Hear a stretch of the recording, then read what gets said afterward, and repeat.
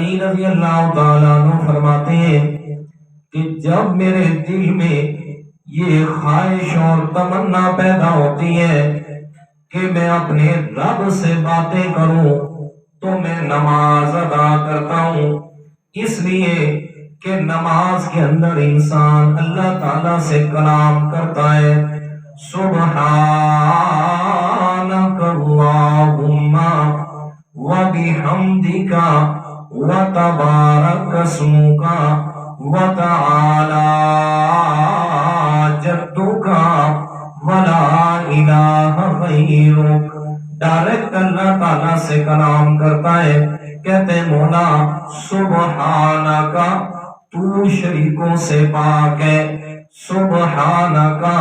مولا دنیا کائنات میں تیرا جیسا کوئی نہیں ہے، وبحمدکا اور وہ ساری تعریفیں جو تیری ذات کے لائق ہیں وہ صرف تیرے لیے ہیں۔ ڈائریکٹ انسان اللہ تعالیٰ سے ہم کلام ہوتا ہے۔ تو حضرت علی رضی اللہ تعالیٰ عنہ فرماتے ہیں کہ جب دل میں خواہش آتی ہے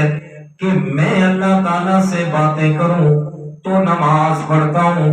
اور جب یہ خواہش آتی ہے کہ اللہ تعالیٰ مجھ سے باتیں کرے تو پھر میں قرآن پڑھتا ہوں۔ جی اس لیے کہ قرآن میں اللہ تعالیٰ نے بندہ مومن سے باتیں فرمائی ہے،